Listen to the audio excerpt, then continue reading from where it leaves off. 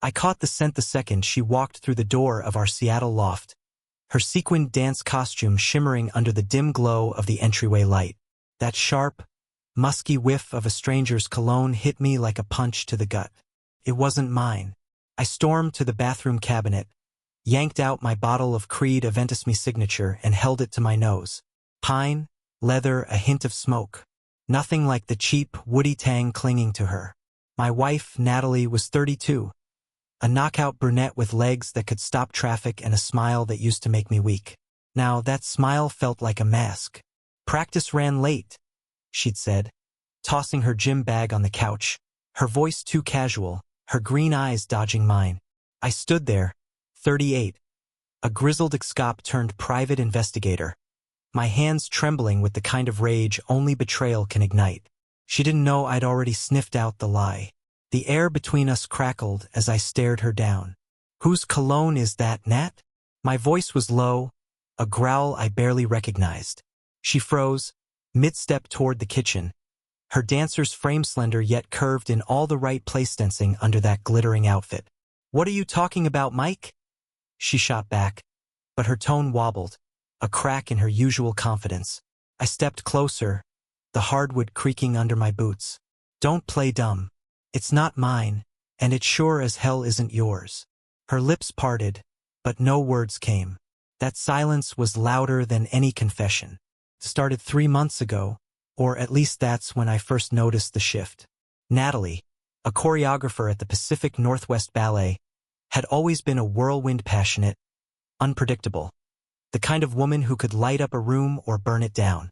I'd met her 6 years back at a dive bar in Capitol Hill, her laugh cutting through the noise like a siren. I was fresh off a beat-up career with the SPD, nursing a bourbon and a bruised ego.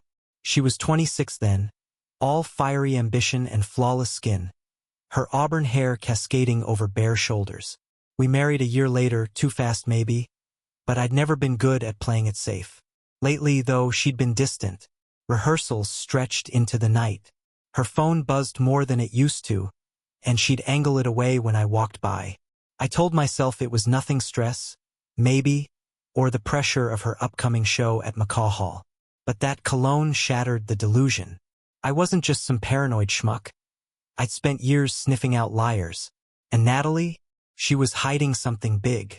The next morning, I didn't confront her again, not yet. She left for the studio, her hips swaying in those tight leggings, oblivious to the storm brewing behind her. I called up Jake, my old partner from the force, now a bouncer at a Belltown club. At 45, he was a brick wall of a guy, bald head gleaming with a knack for digging up dirt. "Need a favor," I said, pacing our loft, the Puget Sound gray and choppy beyond the window. "Tail Natalie tonight. See where she goes after rehearsal." "You sure, man?" Jake's voice rumbled through the phone. "This ain't some junkie you're chasing. It's your wife. Just do it," I snapped, hanging up before he could argue. Then I rang Claire, my sister, a 40-year-old divorce attorney with a razor-sharp mind and a mouth to match.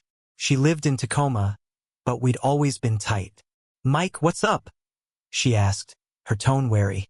I spilled the cologne, the late nights, the gut feeling twisting me inside out. "Jesus," she muttered. "You think she's stepping out?" "I don't think. I know." My jaw clenched. "I just need proof." That night, Jake texted me at 10 p.m. Asterisk, "She's at the Pink Door. Not alone." Asterisk, the Pink Door was a swanky Italian joint downtown. All dim lights and overpriced wine, not her usual post-rehearsal spot. I grabbed my jacket and drove, the Tacoma Narrows Bridge a blur as I white-knuckled the steering wheel. When I walked in, the place was packed, jazz drifting through the air. I spotted her at a corner table, laughing, her head tilted back, that gorgeous throat exposed. Across from her sat a guy mid-30s, slick hair, tailored suit, the kind of prick who reeked of money and arrogance. His hand brushed hers over the table. My blood boiled. I didn't charge in. Not my style. I slid into a booth, ordered a whiskey, and watched. Jake joined me, his bulk barely fitting in the seat. "That's Ethan Voss," he whispered, nodding at the guy. "Tech exec. Big shot at some startup in South Lake Union. Word is, he's been sniffing around the ballet crowd. Sniffing around my wife, you mean? I hissed, my grip tightening on the glass. Natalie leaned in, her lips close to his ear, whispering something that made him grin. I wanted to smash that grin off his face. But then she stood, excused herself, and headed for the restroom. I followed. The hallway was narrow, dimly lit. When she stepped out, I blocked her path. Mike! Her eyes widened, those emerald irises flashing with panic. She was stunning even then. Her cheeks flushed, her dancer's body hugged by a black dress that left little to the imagination. What the hell are you doing here? Funny? I said, stepping closer, my voice ablaze. I could ask you the same thing. Who's the suit? Her mouth opened, then closed. He's a donor. For the show. We're just bullshit. I cut her off, leaning in until I could smell that damn cologne again. You're screwing him, aren't you? Mike, you're crazy, she snapped, but her voice shook. She tried to push past me, but I grabbed her arm not hard, just enough to hold her there. Let me go, she hissed, her eyes darting to the dining room. Tell me the truth, Nat. Now. She yanked free, her glare icy. You don't own me, Mike. Maybe if you weren't so busy playing detective in your own damn marriage, you'd see I've been miserable. She stormed off, leaving me there, chest heaving, the word miserable echoing in my skull.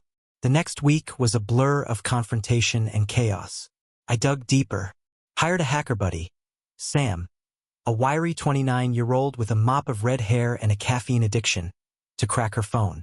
He delivered texts, photos, late-night calls to Ethan Voss. One message gutted me. Can't wait to feel you again.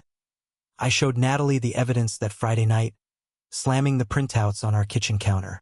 She stood there, arms crossed, her pouty lips tight, looking like a goddess in distress, high cheekbones, hourglass figure, hair tumbling over one shoulder.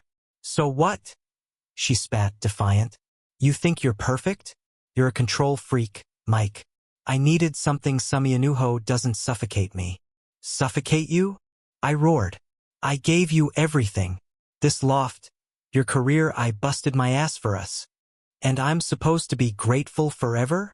Her voice cracked, tears brimming. I'm not your trophy. The fight escalated. She admitted it was months with Ethan, stolen moments after rehearsals, his penthouse in Belltown. She didn't apologize. It's over, Mike, she said, grabbing her bag. I'm done. She walked out, leaving me staring at the door, the silence deafening. But it wasn't over. Not for me. I tracked Ethan down the next day, found him at a gym in Queen, and he was lean, smug, his dark hair slicked back, biceps flexing under a tank top. You Voss? I asked, stepping into his space. He smirked, wiping sweat from his brow. Yeah, you must be the husband. Ex-husband soon, I said, my fist itching. Stay away from her. Or what? He laughed, a cocky edge to it. She came to me, man. Maybe you should have kept her happy. I swung, connected. His nose crunched under my knuckles, blood spraying. He stumbled back, cursing, but didn't fight. Jim's staff pulled me off, and I left, adrenaline pumping, knuckles raw. Claire met me at a diner in Tacoma that night, her blonde bob sleek, her blue eyes sharp with concern. You're a mess, Mike, she said over coffee, her voice firm but soft. Assault? Divorce? What's your play here? I don't know, I admitted, staring at the steam rising from my mug. I loved her, Claire. Still do, maybe. But she gutted me. She's not worth it, Claire said, leaning forward. File first. Get ahead of this. You've got the proof, use it. I nodded, but my mind churned. Natalie texted me later. We need to talk. I met her at a park near Lake Union, the water glinting under the dusk sky. She looked radiant despite everything, skin glowing, curves hugged by a sweater, eyes searching mine. I didn't mean for it to end like this, she said, voice trembling. Ethan's, he's not you. I messed up. You think that fixes it? I asked, my tone bitter. You fucked him, Nat. In our bed, probably. She flinched. No, never there. It was a mistake. I'm ending it with him. I stared at her, torn. Part of me wanted to pull her close, bury my face in that hair, pretend none of it happened. But trust? That was Ash now. Why should I believe you? I asked. You shouldn't, she whispered, a tear slipping down her cheek. But I'm asking anyway. We stood there, the wind off the lake cutting between us. I didn't answer, didn't know how. She turned and walked away, her silhouette fading into the twilight. I lit a cigarette, exhaled into the cold, and wondered if I'd ever feel whole again or if I even wanted to. The divorce papers sat in my truck, and signed. Her scent, that stranger's cologne, still haunted me. Maybe it always would.